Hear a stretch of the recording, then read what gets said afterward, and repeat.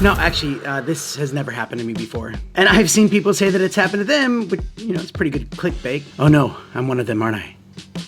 But instead of whinging about it overheating, again, I've used this for a few weeks and have seen no signs of it. So I'm gonna tell you my tips that you can use to make sure that yours doesn't overheat. Mr. Black. By the way, welcome to the channel. My name is Danny Black. I love to share with you cool gear that comes my way and also, you know, some tips and tricks along the way. Wow, that rhymed. Anyway, if you're new here, don't be a stranger. Click that button. I'll put links to everything down in the description, plus a surprise link. But before we get into the tips, the most important thing to not do is don't do an overheating test. I have done this kind of stuff in the past with like GoPros and other action cameras, and basically you just put it on full blast to get it to overheat the fastest. And what you're actually doing is kind of ruining your camera. I mean, if you're just like casually using it and then noticing that, after 15 minutes of continuous use in 100-degree weather and direct sunlight, well, here are some tips to stop that. So micro SD cards do matter, and I haven't tried every micro SD card that's been made, but I have tried a bunch of them and found that a lot of them have real problems, except for this one. And wow, it is hard to get that SD card out of there, isn't it? Do they even want you to get this thing out? This is the one that I recommend. And I do recommend getting between 64 gigs and 128 gigs. Like, that's the sweet spot, and if you're putting more on your card than that, I think it's better to just offload some of your videos so that it doesn't pile up too much, or it's just better to get multiple cards. And I mean, these cards are like cheap as chips now, look at that. That's cheap. And this specific card I've been using for like 3 years now on different GoPros and different products, and it still works, and it works great.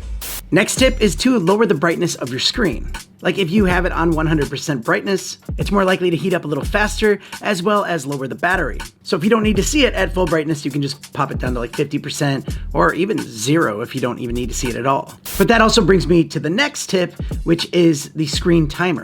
So if you swipe down and you go into your settings and you scroll basically to the bottom, you will see where it says screen off when record. And you can set this timer for like after 3 seconds, the screen will go off, 15 seconds, 30 seconds, all the way up to never. And so if you kind of have just like a static shot, you don't need to see your screen, you put it on like 15 seconds, that way the screen goes off, and that's gonna help a lot. Another tip is having the screen rotated out like that. That actually helps a lot dissipate the heat, and it brings in more airflow to keep it cool. And the final tip of this one is, do you really need to shoot in 4K 60? Like, if you're shooting something just for your social media, where your main audience is just consuming their content on their phone, I mean, you can drop it down to 2.7K or even 1080p. Or, you know, maybe you just like that crisp 4K quality, kind of future-proofs it. Well, maybe you don't need to be shooting in 60 frames per second, so you can drop it down to 30 frames per second, and that's gonna help out a lot. Or you can even drop it down to 24 frames per second and get a little bit more of that cinematic feel. So if it's like a hot day out there and you don't need 60 frames per second, yeah, drop it down to 30 or 24, and that will help. And all of those tips will help out a lot. All right, well, those are my tips, and if I did miss any, please do me a favor, drop a comment and let me know a tip that you might have to help this thing not overheat. I've never seen it overheat, not for me. I know people that say they have, but not me. Other than that, thanks so much for watching. I have some more Pocket 3 tips and tricks videos coming out all the time on this channel. Make sure, you know, you stay tuned to the channel because there's a lot of cool stuff and giveaways happening all the time, and you don't want to miss out on that. So actually watch this video right here on the latest giveaway that's happening, and yeah, be part of it. Thanks for watching. See you next time. Bye.